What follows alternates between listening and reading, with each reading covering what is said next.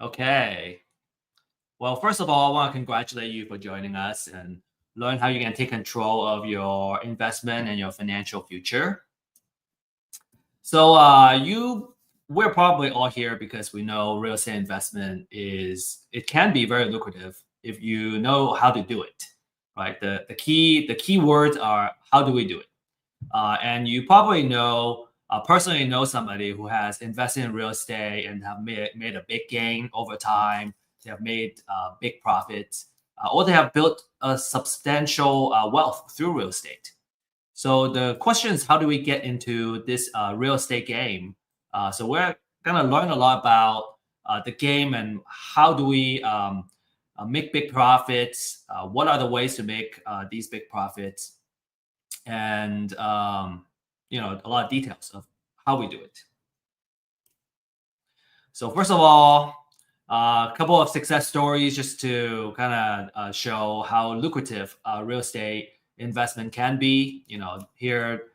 Here we have a success story. I believe it's in Dallas. We're looking at $46,000 of profit. This is in Carrollton, which is, I believe, it's in Dallas County, the part of uh, Carrollton that's in Dallas County.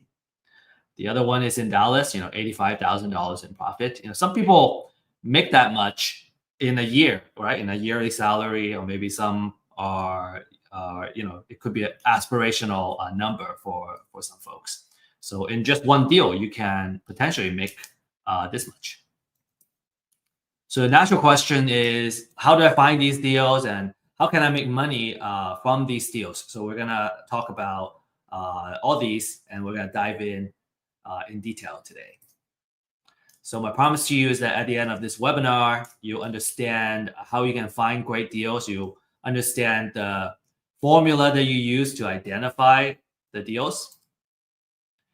From a kind of experience standpoint, if you're a new investor, this is a really good place. You can get knowledge and get it started. Actually, we just had a last module and a couple of questions that we have, which is about, how do I make sure that I'm giving an offer, or am I gonna figure out what is a good deal? So we'll be addressing that.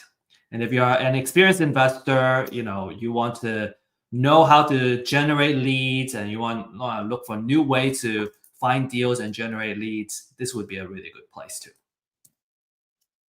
From an exit strategy, finding deals is the start of everything, right? Lead generation. So wholesale, fix and flip, buy and hold, it all applies. So just a reminder, I have found that turning off notification and distraction is a big part of productivity and focus. And so just want to encourage you to do that. And also use the chat to introduce yourself. I have found that the folks that get connected and stay connected during classes, they tend to do more business over time together.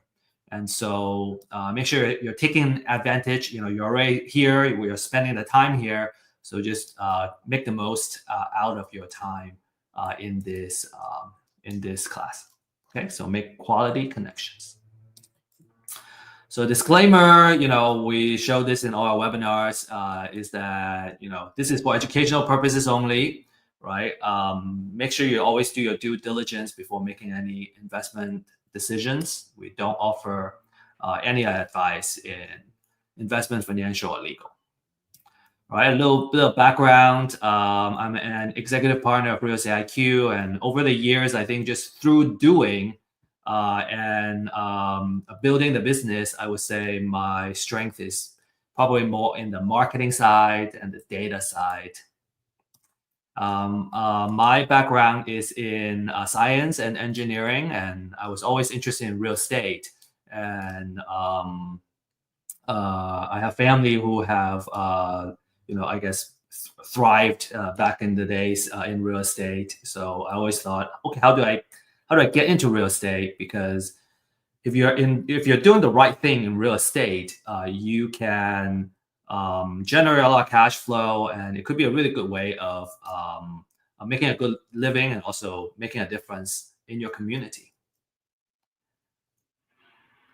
The problem I found was that in real estate, it's hard to find knowledge.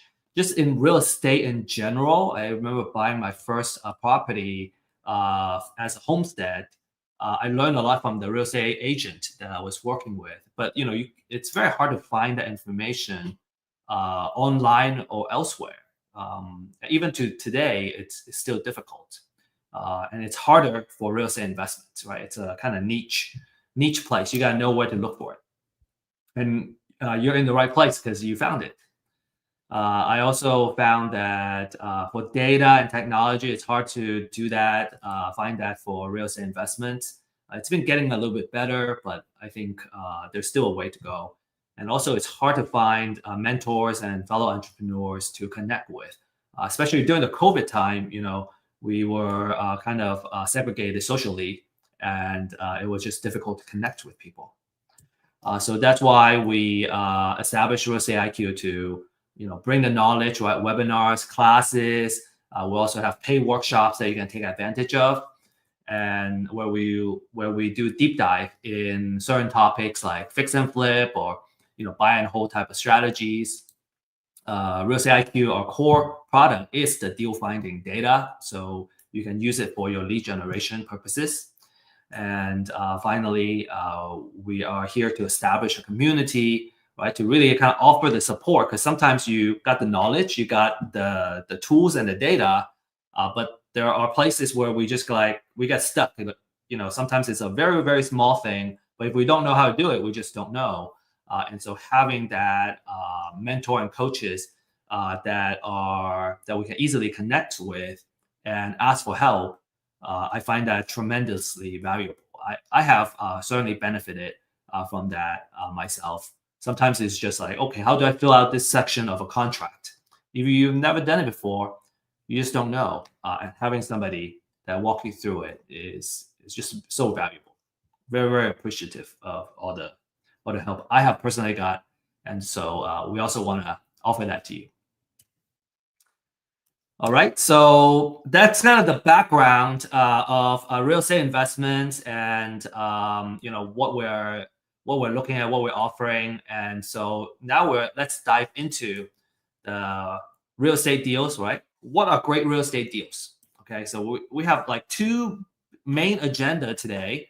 One is the business model, and a business model basically is how do you make money, right? How can you basically build a business, and how does this business make money through real estate?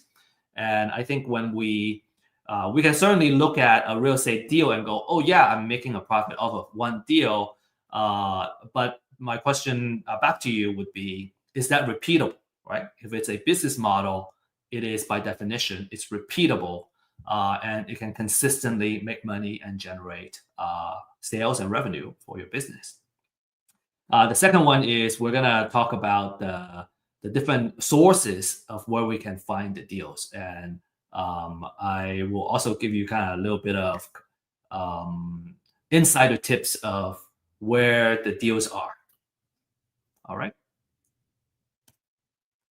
So in terms of business model, the three main strategies are buy and hold, which means you buy the property, you hold it as a rental, and you become a landlord basically. And the tenant's gonna be paying you rent on a monthly basis. And this business requires the most amount of capital because you need to put down the cash in order to hold the property. Now there are ways to kind of build up that equity very quickly, called the BRRRR method. And we may or may not touch that today. But in general, when you're buying or holding a property, you need the most capital because of the down payment that you got put down. The second strategy is called fix and flip. You buy it, you fix it up.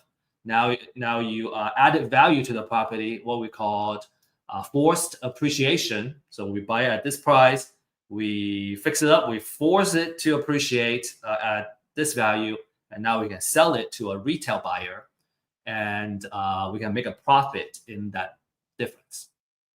And then the third strategy is a wholesale. It's called wholesaling, which means you are you find this property and then you can sell it to another investor. And typically, the investor would either be looking for a property for buy and hold or fix and flip. So your buyer, in this case, you're buying as a wholesaler, you're buying it from the motivated seller, and then you immediately sell it to a what we call an investor buyer or professional buyer, because they are kind of constantly looking for houses where it makes sense for their buy and hold or fix and flip business model. It's very important to talk about this here, is that when you're in the buy and hold business, you are in the landlord business. So you may, let's say you want to do the property management yourself, you would kind of gear towards your business system on looking at tenants, right? Dealing with the tenants, communicating with the tenant, leasing the property, and so on and so forth. You'll be focusing a lot on that.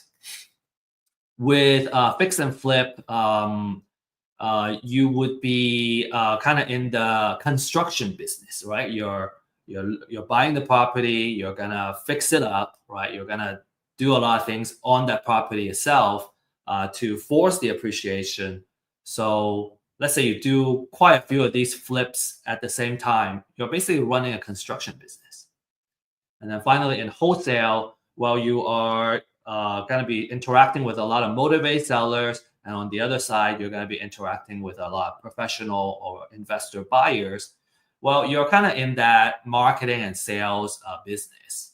Okay, so those are kind of the focus that you're going to be in as you kind of decide what business model it is. And some people use a hybrid business model where they focus on two or all three of these strategies in part of their business. And so just want to kind of break that down for you so you are aware. In terms of capital, I already talked about buy and hold needing the most in general, because you need to put the money down. Fix and flip, it's going to require less personal capital if you borrow money from a hard money lender or a private money lender, which is what a lot of fix and flippers do. Now, in order to get funding and financing, the lender usually wants to see that you have some skin in the game. They want to see that you have enough liquidity to at least pay the monthly interest payments for this short-term loan for this fix and flip project. We have had a couple of lenders coming on our platform and really talk about it. I specifically ask about the liquidity type of requirements. And then for wholesale, in general, it doesn't need much capital at all for the property itself. Maybe you need some transactional funding to help with the transaction to happen.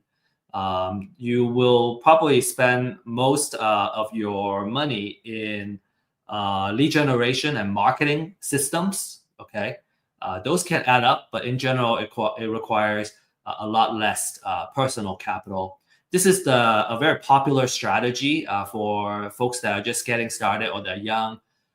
They don't have a lot of cash right now because in wholesaling, you don't need a lot of money to get started. And typically you get, $7,000. I've heard an average deal, you can make about $10,000 just by finding the property, putting it under contract, and then turning around and selling it to a professional buyer. So now let's look at some numbers. Okay, for buy and hold, a very important rule of thumb is called the 1% rule. And we always use the 1% to calculate the offer price, okay, for single family properties. So the 1% rule basically says that if I buy this property and I can rent it out for 1% of how much I buy on a monthly basis, then it would be a good deal. So it's just a very kind of rudimentary, preliminary rule, general rule of thumb, right? Because when I see a house that's, say, $150,000, I go, okay, can I rent it out for $1,500 a month? Right? It's a very easy way to kind of run the calculation. Now, in order to make it fit, right, to come up with an offer price that fits a 1% rule, we just need to do a little bit of kind of that manipulation where let's say I can find out what the market rent is, excuse me, the market rent is, and let's say in this case, it's $2,500 a month, right? So in a big metro area, 2,500 can be very normal, or maybe even on the lower end. In the more rural area, this rent can be a little more than people are used to paying. So it all depends on your local area. So let's say the rent is 2,500. So I multiply that by 100, right? Because I want that 1%. And so now I come up with a number which is 250,000. And now let's say I need to fix up this house, and it's gonna cost $20,000 to put paint, a new carpet, all that stuff in place. Then when we subtract that from the 250, then I would know that my distress offer is $230,000. So in other words, if I kind of go from the bottom to the top, is if I buy at 230, I add the repair cost. So now my entire kind of out of pocket or entire spend is 250,000. So then if I can rent out for 2,500 a month, then it's a good deal, right? I can cover everything. Now, obviously, if I can buy it at less than 230,000, that's even better. But I want that 1% I want it to meet that 1%, so I'm in a good place. So the next slide, we're going to talk about that 2,500, kind of break it down a little bit to go, okay, this is why we need that 2,500 to be a decent deal. Another thing to kind of to look at here is that I put a wholesale fee here of $0. So for a wholesaler, right? Let's say I'm trying to sell it to a buy and hold investor. Well, I know the investor is gonna offer at most 230. That means if I want to make $10,000 here, then when I buy it directly from the seller, I want to mark it down by another 10,000. So I will offer 220,000 and make my 10K, and then the buy and hold investor will enter at 230 plus the rehab, and then that's how all that math will work out. All right. I think I will have some further examples in there. Okay, so this is just an example. Okay, so for that $2,500 per month, it needs to go somewhere. We are not pocketing where we cannot pocket everything, but it makes sure that we have enough monthly cash flow to make this worthwhile. So in this example, right, let's say the mortgage is $1,200. Right, there's also property taxes, there's insurance, there's HOA and maintenance and all that stuff. So when we subtract everything, then a monthly cash flow is $575 on a monthly basis. So that would be a good example, right? Because we already factor in that 1% rule. Now I have a cool monthly cash flow, just sitting there and kind of making money for me. A couple of things that you want to kind of pay a little more attention to when we go a little bit deeper is that if you hire a property manager, they're going to take some of that cash flow. And then if there's some repairs, maintenance, again, we kind of have this already accounted for here in this calculation. But when we're talking about $500, $600 on a monthly cash flow, that's a pretty good deal. So imagine you have not just one, but 10 of these, right? So if I have 10 of these houses, then I'll be making $5,750 a month, which is about $69,000 a year. If it's 20 houses, it's 138,000. So that's a really good way to kind of make money, letting your properties working for you. Not to mention that your mortgage here, there is a part that pays the interest of the mortgage that's tax deductible, and then there's a part that goes towards the principal, which builds up your equity. So there's also, in addition to kind of that cash flow, there's also additional benefits in the buy and hold. And like I said, you're in the landlord business. You either be working with a property manager, or you're gonna be property managing yourself, dealing directly with tenants. and you'll be paying a lot of attention about getting the place leased at all times, right? The vacancy can kill your profits. So you want to make sure that you have a good occupancy. You want to make sure the place is leased and constantly producing and generating cash flow. So vacancy and tenant quality are typically the two key things that you want to watch out for, because if you don't, it can eat up your profits. Okay. And I personally have had experience where vacancy takes away, it's like a property sitting vacant for like 5 months, and now, for the year you get a loss. Okay, so really kind of pay attention to that.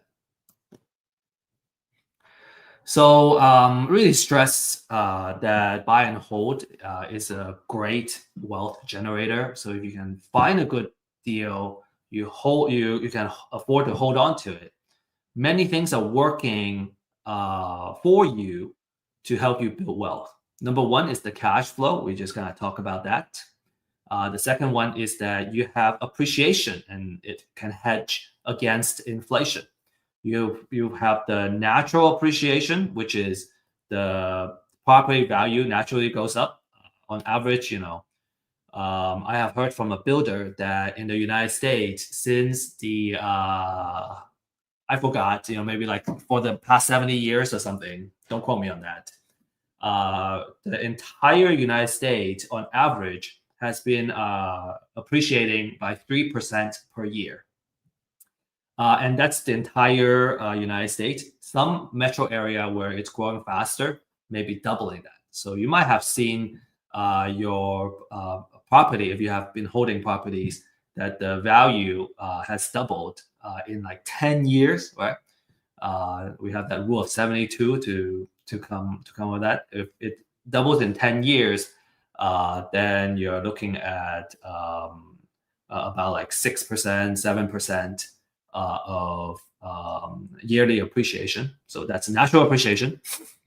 I kind of talked about the forced appreciation, which is you're actively like fixing up the property to bring it to the market value. So if you bought it at a good price, you force it to appreciate, and now it's worth more. So that's two things working for you. Natural appreciation, more passive, right? As the market goes up, you go up. Forced appreciation is more active. You fix it up and you bring up the value. You also have tax savings, right? You got depreciation, taxes can be written off.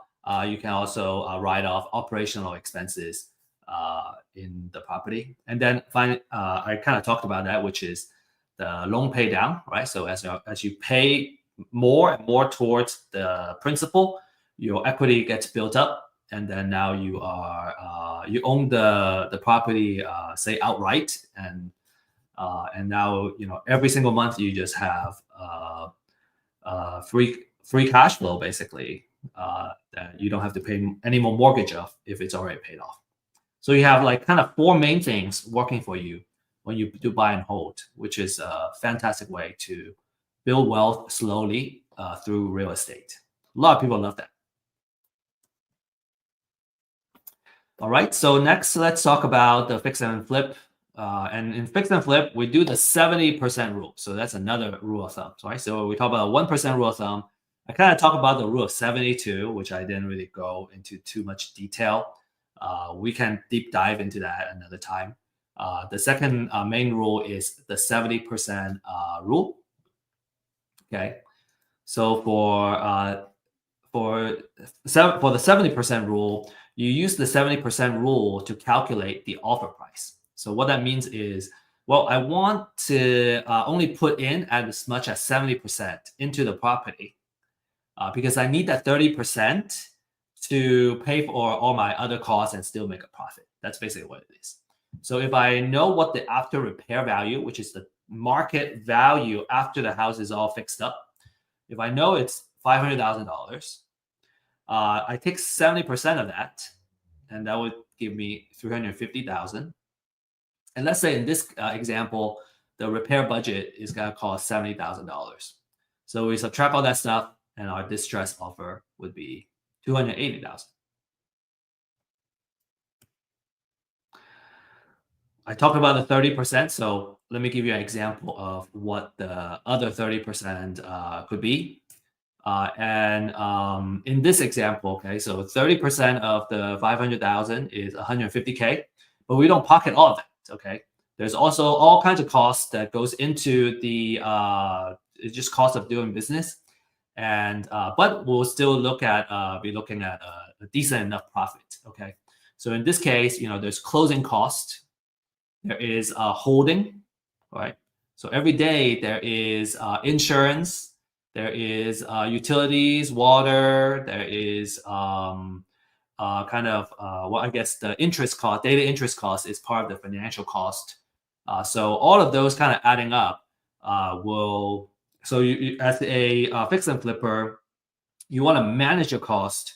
And I think in general is by reducing your holding costs by making sure that your project doesn't run a long time, because the longer it takes, you're gonna have a higher holding cost, and then your financial cost is gonna be more as well if you got the funding from a either private lender or hard money lender.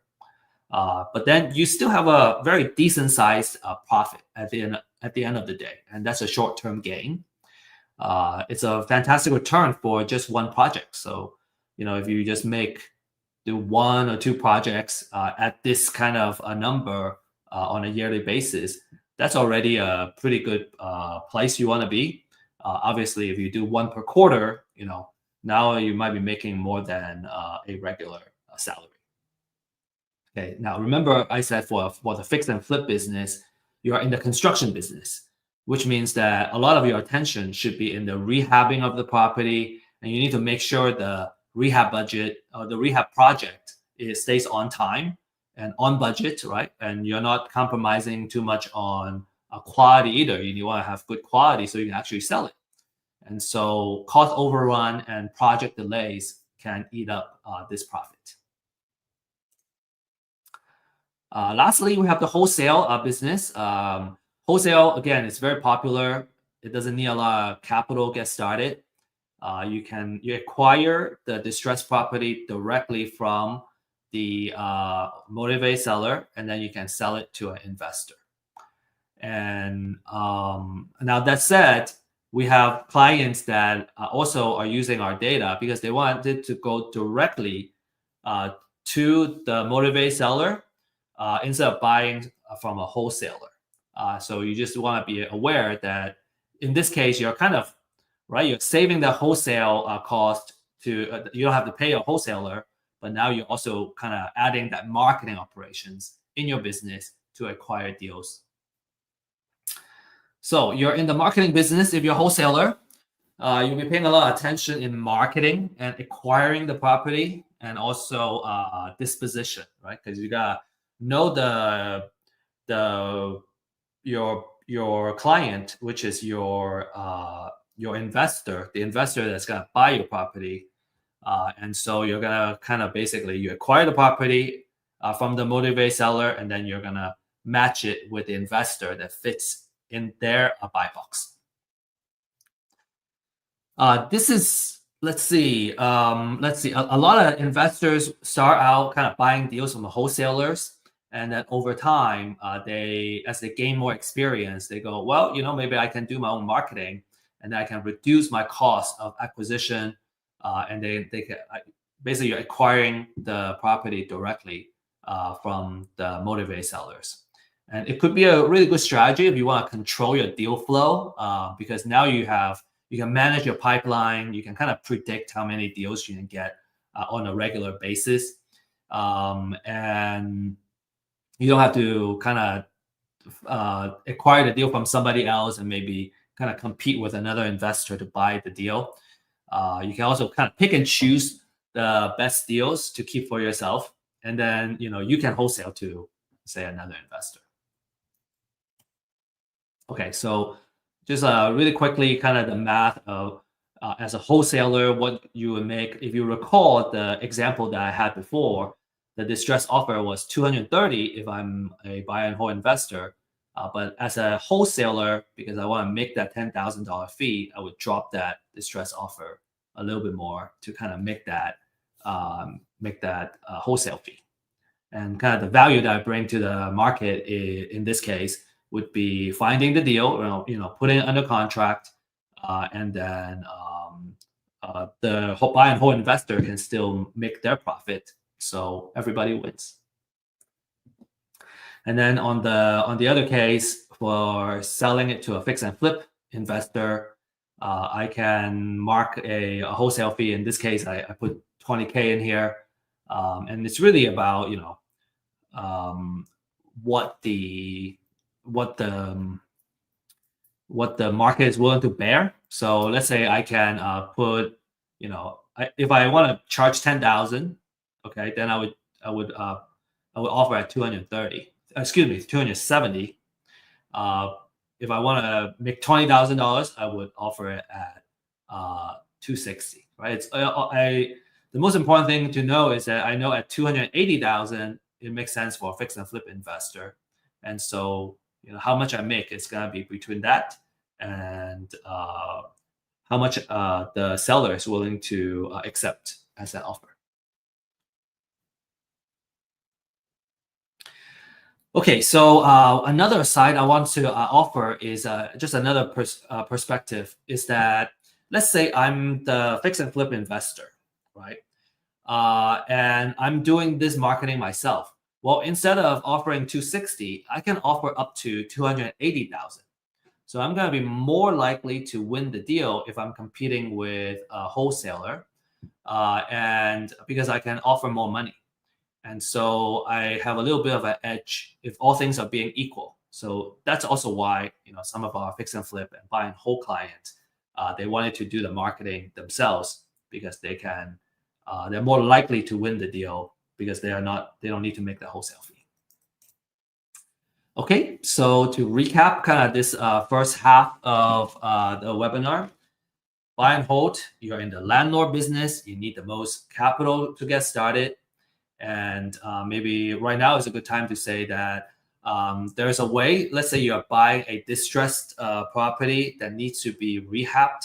The strategy is called a BRRRR method, BRRRR. You buy, you rehab, you rent it out, and then you refinance, and then you repeat. So when you're doing that, then it requires less kind of personal capital to do the buy and hold. So pay attention to that BRRRR strategy.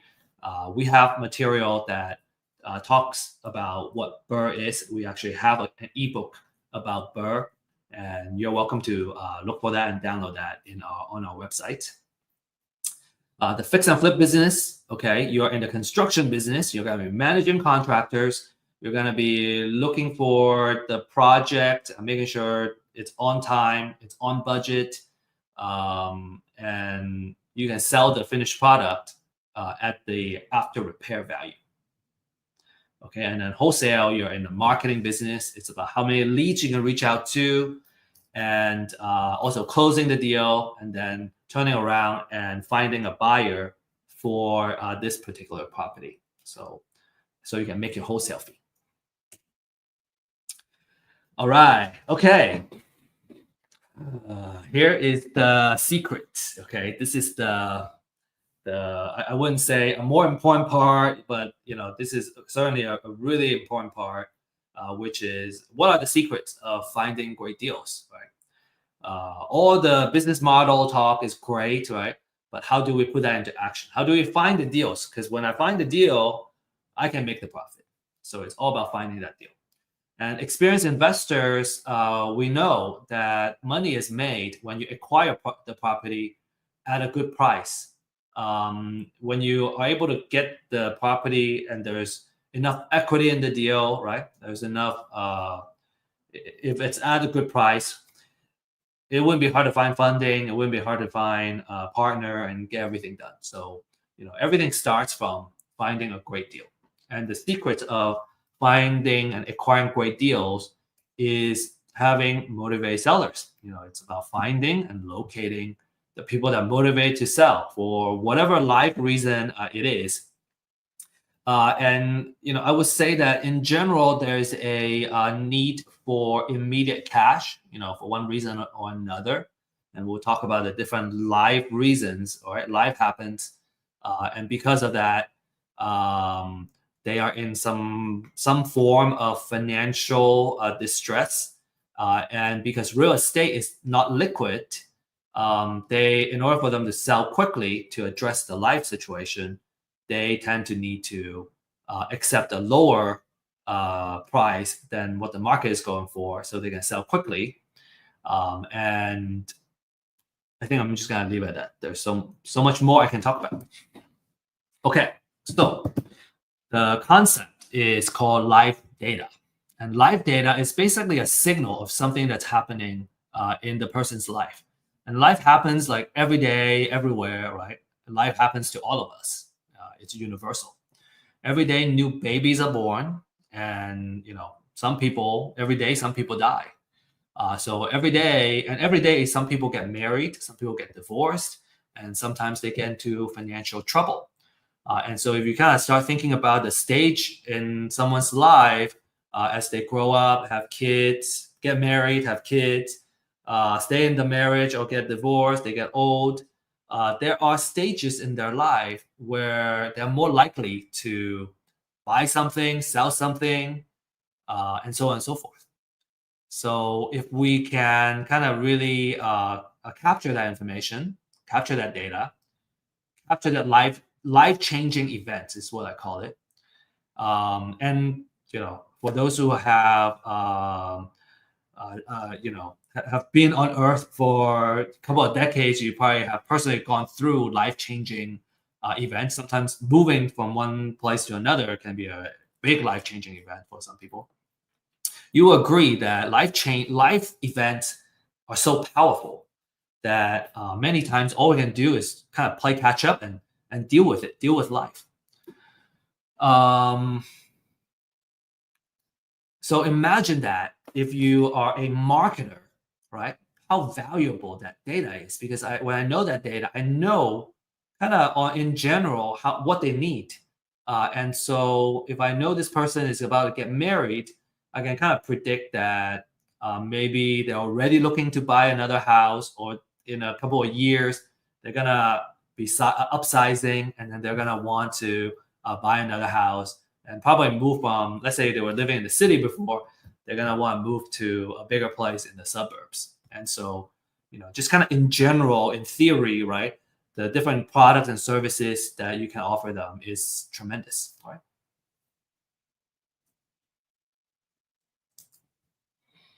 So to find motivated seller, we want to get our hands on some aspects of their live data that tells us that, hey, they want to sell. So first of all, they should be owning real estate, right? And then there should be some kind of financial distress or motivation to sell. And they need to sell really fast in order to get out of a bad situation. And we'll talk about the different motivations shortly. And that's actually the next slide. Okay, so we'll talk about the different motivation, and I call it the different sources of motivated seller. Okay, so the different type of live data that matters in real estate and for real estate investors. And you can imagine like this is the kind of data that also makes sense for a real estate agent. If you're in the listing world, you're looking for folks that are motivated to sell. Now, some you can help as a listing agent. Some are a little bit harder to help. Say it's like a foreclosure and they get foreclosed very quickly. It's much harder to sell, truthfully in the MLS market, because they just need to sell quickly. Okay, so the first one is the pre-foreclosure. Okay, because their house is about to get foreclosed. They're about to lose their house in an upcoming foreclosure. And it could be next month, it could be a month from now, and all that. We want to know what the auction date is on the property. A lot of investors, they love this list. It's actually one of our kind of most popular lists because these motivated sellers, they're in a desperate situation where they need to sell really fast. So for pre-foreclosure, you're reaching them because before their house hits the auction, and you can directly negotiate with the buyer.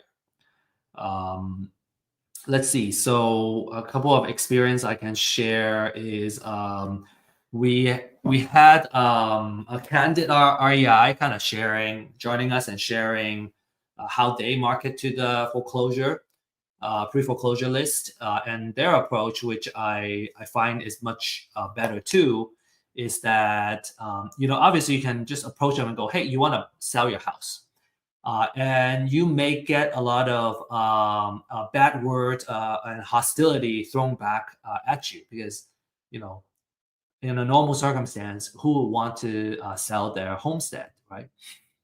Some people want to, and then they welcome that conversation. Some people may not want to. And I have found what has been useful has been that if we position ourselves as their advocate, and we can position us as, because most people don't want to go through the foreclosure; they want to stop the foreclosure. And so, a really good approach that I found useful is to create the mindset, right? First of all, having the mindset, and also having marketing material that helps them stop their foreclosure, and just be a resource for them. Kind of go through the different ways that they can potentially stop their foreclosure, build that trust, and maybe there are times where you go through that and they don't need to go through the foreclosure anymore. For example, just last month we had a tax foreclosure prospect, and I was able to reach out and reach him kind of on a Thursday. No, it was a Friday, right before the auction. The auction is going to happen the next Tuesday, and they needed to they need to figure something out. Otherwise, the house is going to go into foreclosure. And he says, You may hear this a lot. They go, I'm waiting to hear back from my attorney, or I'm waiting to hear back from the court or something. Well, on that Friday, you only have one more business day, which is Monday, and then the next one is that auction Tuesday. So they don't have a lot of time. We were able to connect them with somebody with an attorney that ended up helping them pause that foreclosure and kind of solve that problem, so they don't have to sell the house.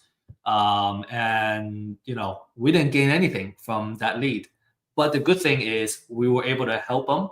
And when you're in business, you just gotta be willing to kind of pay forward. And if we do enough, if we add enough value to the market, sometimes we win something, sometimes we may not win it right away, but there are times that it will come back. So and a lot of our kind of experienced investors, we like to kind of embrace that mindset because I think it just feels good to help folks that are in need to kind of solve their problem. And there's always a percentage where they kind of get to a point where they go, okay, I have gone through everything. There's no other option. I have to sell to someone. And if we have been just so valuable and we are able to build that trust, we're gonna kind of be that person to acquire that property. And I really prefer to be in that position than trying to take advantage of someone else's situation. Okay. From a pricing standpoint, these lists are not cheap. They're about $80-$90 per county. So to cover a metro area, you may need I put $200 to $300, sometimes maybe even upwards of more than $300 on a monthly basis. And you don't have to mine this information, right? This is kind of public information, to be honest. But you don't need to spend all that time to find the information and do the research that you need. $200 to $300 is actually a really good price to get into this. So for Real Estate IQ, we have a disruptive pricing that we'll be sharing kind of at the end of this webinar, just to make sure that we are offering really, really awesome data to help you get started and find success in the real estate investment game. All right, the next one is called the appointment of substitute trustee. And what this is that a lot of savvy investors, they like to reach out to the property owner before they hit the foreclosure list. And when we look at the foreclosure process, what happens is when a lender wants to start the foreclosure process, a national lender will typically name a local trustee before filing for foreclosure, before filing for that foreclosure paperwork. So the appointment of substitute trustee is de facto a signal that the house is going to go into foreclosure. So that's why we call it a pre foreclosure. By targeting these homeowners, what you do is you get more time to market to them and build trust. And it could potentially give you a leg up over your competition. You could be the first person that reaches out to somebody that is going to eventually go into foreclosure.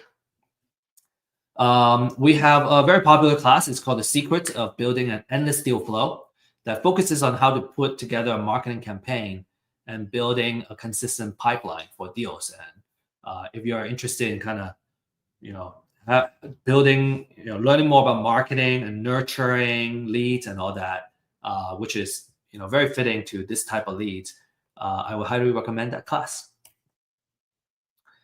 Okay, next we have probate. So heirship and guardians are all kind of related to this category. So what happens is if someone owns real estate property and they pass away, and they will end up leaving the property to their heirs. And if there's no, if there is a will in place, it will go into probate. If there's no will in place, it will go into an affidavit of heirship.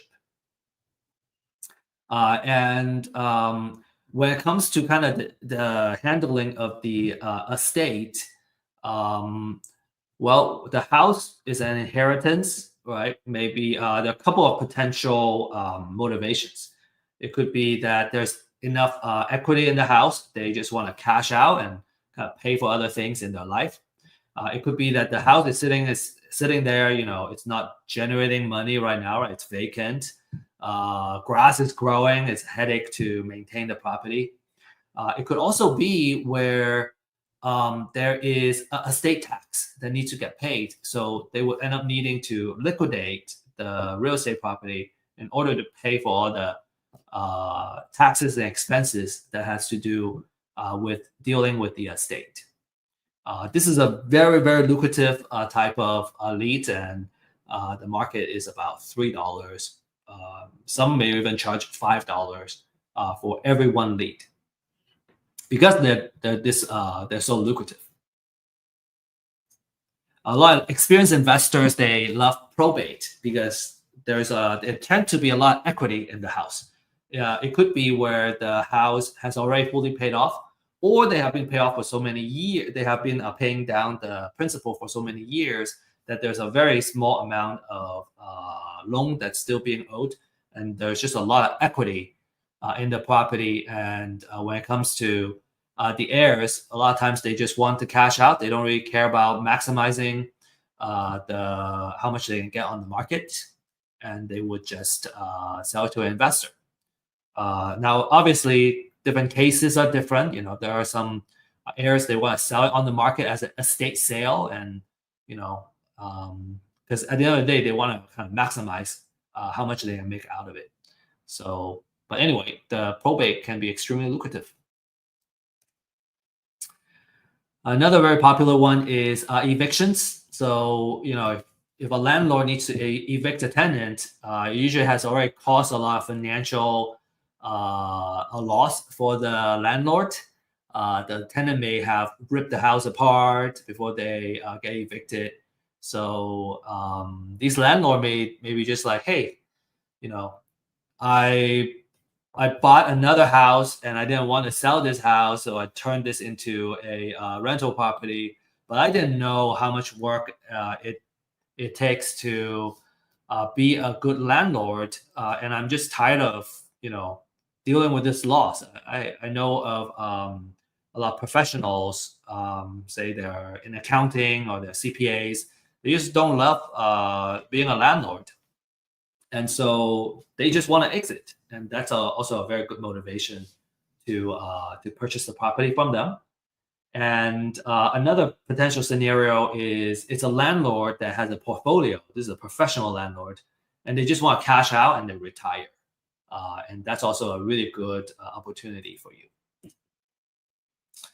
Another one is divorce. They need to get cash out. There could be pending lawsuits. There could be, something that forces them to one of the party to sell the property. Maybe they just need to sell it and kind of split up, and so they're also very motivated to sell. There could be some bitterness and hostile situation where they're not looking for a fair compensation, but maybe there are emotions where they just don't want good things to happen to the other party. Like there are, bad divorce situations. And so those could be opportunities for investors too. All right. There are, some additional motivations. They're not as strong, and you don't have like a super desperate seller like the previous ones. Right. Foreclosure is like the most desperate, most motivated type of situation. So if you see delinquent taxes, that's a property tax situation, and so that's usually a signal that they are in financial hardship at the very least. And then obviously, if you're in a tax foreclosure side, they're going to foreclosure. They owe property taxes, and now they're going to foreclosure. That's also a very motivating situation. And then you have kind of some other signals. You have a tall grass code, right? If you don't maintain your grass and your lawn and the grass grows really tall, well, the city may come and write you up, and then now you have a tall grass code violation. Maybe there's an exposed roof, bad roof, place is unsafe. Maybe nobody lives there. And so those also, it's either that they cannot keep up with the property or it's a vacant property. And so these code violations are also very good distress signals. Okay, last but not least, there are also more signals, but like these are kind of the major ones. The last categories I will share with you is the liens. So if you owe Uncle Sam money, right? If you have an IRS lien or a mechanics lien, is usually kind of placed when there's a contractor or subcontractor. They place a lien on the property itself. They didn't get paid. Or there's a big hospital bill and the hospital puts the lien on the property. So all those are kind of the liens that gets put on the property, which is also a signal for a stressful situation.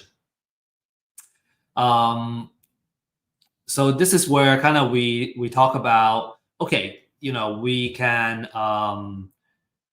if they're not super distressed, maybe we can use a nurturing campaign to build trust and see how we can help and purchase their property. And also another technique that savvy investors do is they do what's called list stacking. So they got all of these couple of lists, and then they go, okay, which property or owner is on multiple lists? Because if they have multiple situation, a distress situation, then they're more likely to want to sell. They have more reasons. And so that's also a really cool technique to make your marketing more effective. Okay, so we have just a few minutes left, and I'm just gonna run down this a little bit faster now. Common question, motivate seller list. Do I buy it myself? Do I buy it or do I do it myself? Do I mine it? If you know how to get the court papers and files, you can do it yourself. And some investors do that. I think if you want to be smart, you want to outsource it first. I might have talk about this in my other classes. You may want to outsource it first, and then because you want to learn how the sausage gets made and like learn how it works.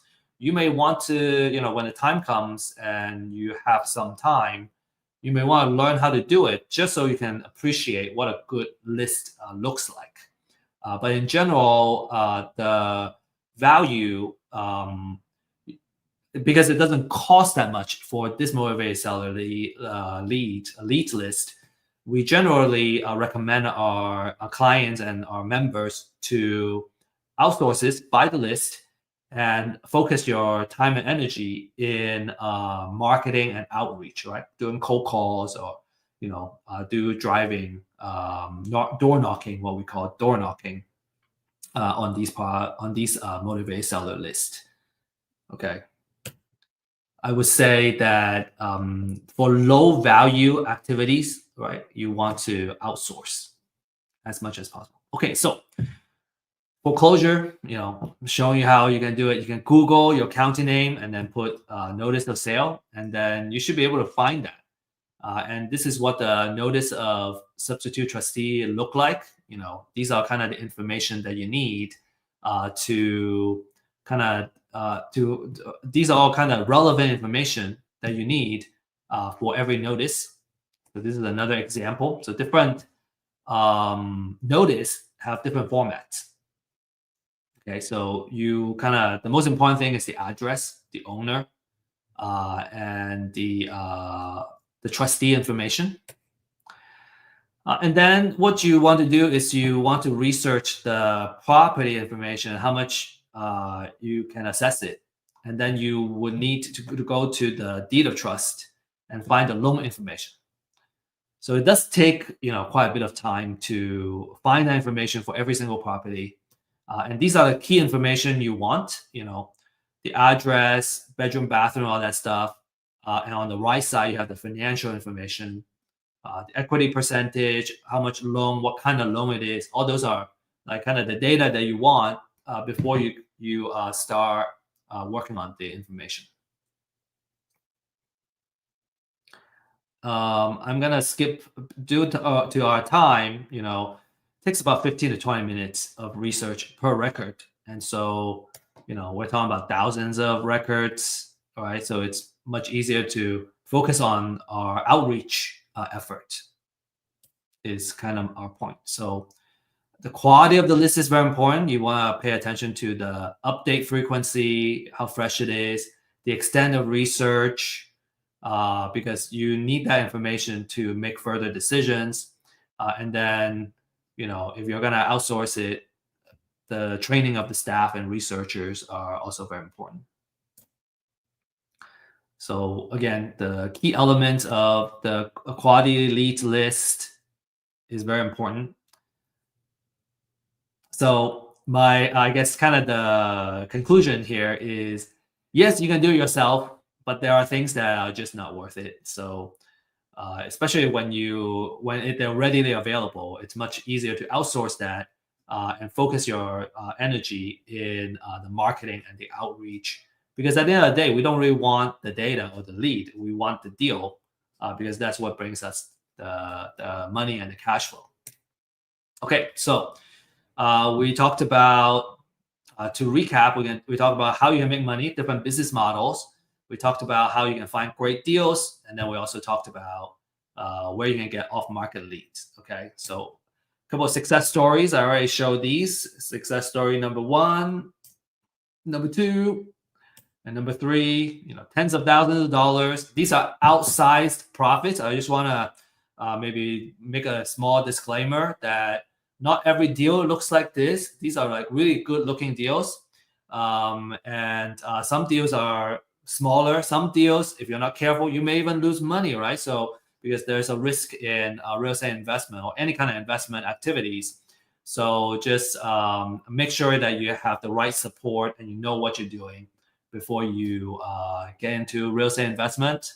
But these numbers are certainly very, very motivating for me as an investor. So how do I get started, right? I think a lot of common questions is, I learned all this stuff. Okay, how do I apply it? So number 1 is get a pre-foreclosure list. You can get other lists. I find that pre-foreclosure, people are more likely to get traction quickly. And the more quality information, the better.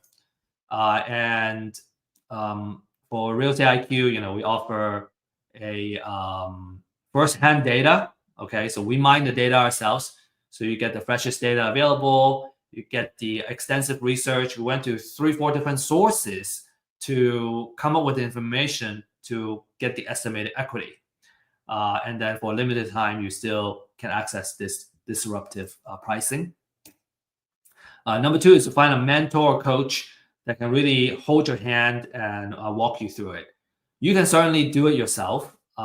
It's just so much easier to have somebody that we can reach out to, uh, because I think it's easier when we don't have to repeat the same mistakes ourselves. And then when you're really serious about a particular property, you want to be able to do the title research and see all the liens that's on the property.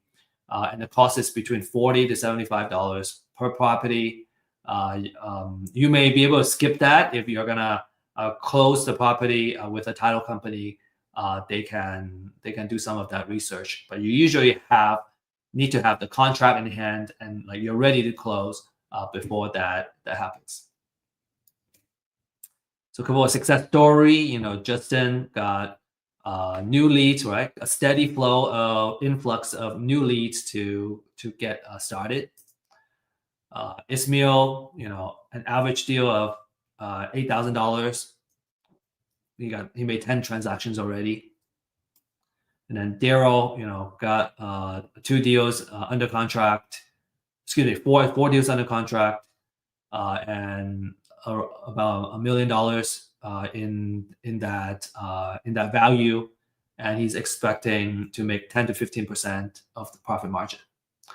Okay, so if you're interested to learn more, learn more about real estate, ask about our community membership, and what are the next steps. We're here to guide you. And when you're ready to get started, then you can kind of see what the solutions are all about. You can schedule a 30-minute complimentary one-on-one consultation. And if you need help closing your deals and whatnot, we have folks that can partner with you and help you with these deals. And so you just need to send an email out to me. Finally, is a couple of additional things you want to learn by doing. And so we have a online meetup that meet on a Friday every Friday at 9:30, where we teach about different ways of investing, and especially if you have a deal that you don't know how to do, you have a lead, we can give you the coaching and what the next steps are to keep the deal moving, all the way where you can close and dispose and make profit off of your deal. Very, very last thing, we hope you learn a lot from this class, and if you did, please scan this QR code. Give us some feedback. How can we make this event how can we make this webinar more valuable for future attendees? And for filling this out, we will also give you a special gift. Okay, that's all we have. And I want to say best of luck and happy investing. And I'm ready for questions as well, if we have questions.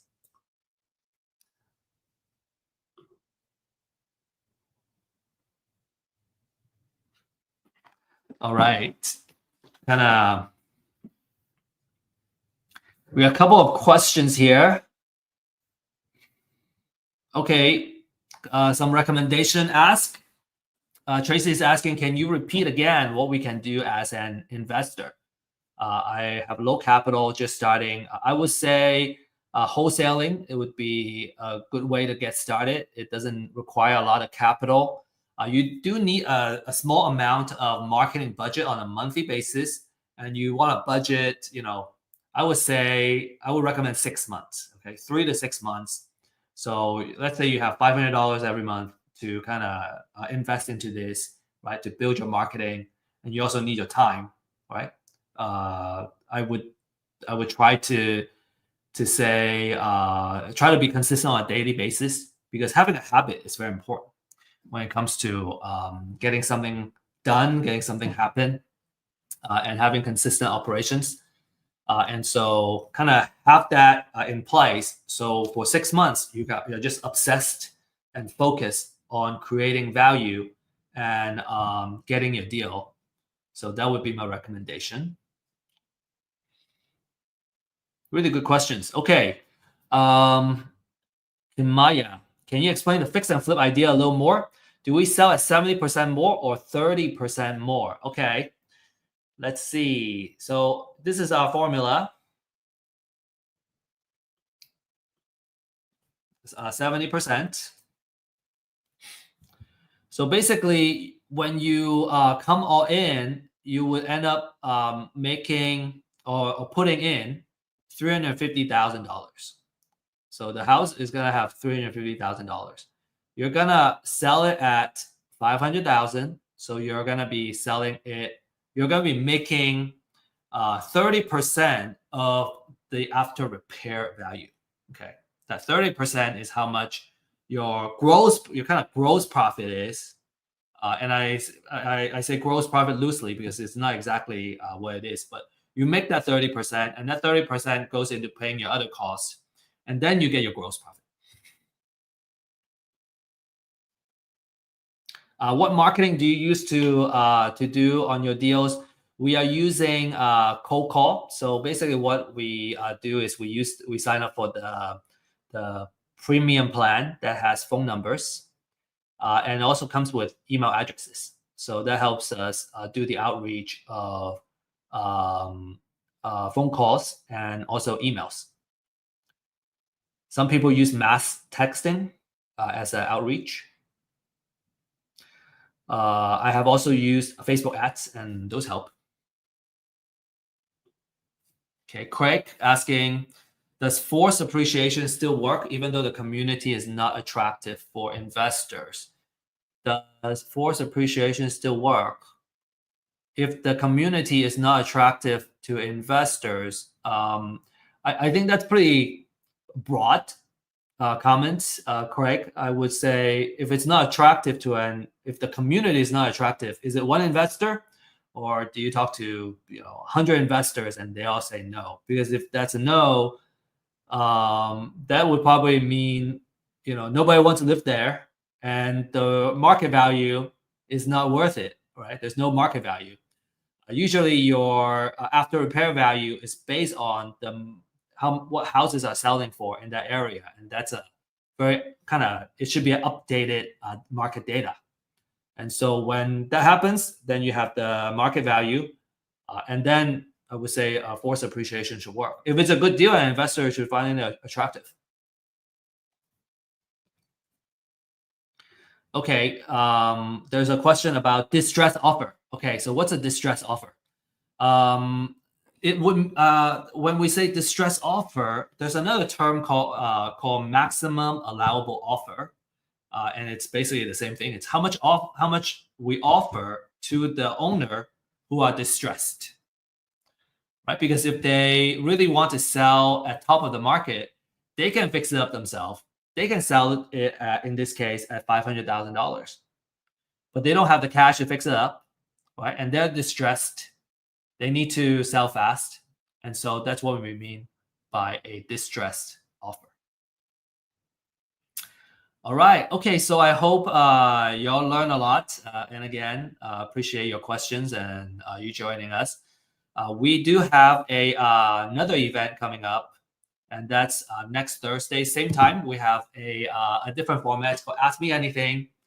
We have AJ Page joining us, and AJ is a very successful wholesaler. He's from California.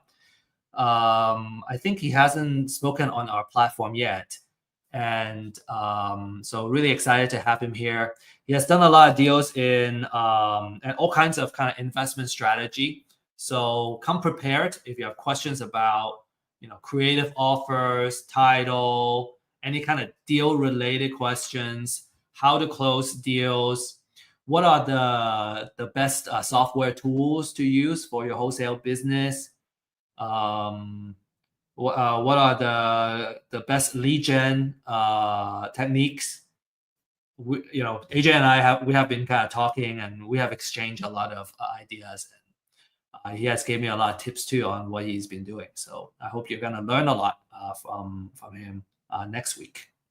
Okay, so it's gonna be at 11 a.m. Central Time, basically same time next Thursday, and that's all we got. So appreciate you guys, and have a great rest of the day, and have a good weekend. We'll see you next week. Oh, and remember, if you're really interested in the deal side, tomorrow at 9:30 a.m. Central Time, we have our MAP online meetup. So we can talk about the actual deals and how do we deal with the deals. Okay. All right. Have a great day.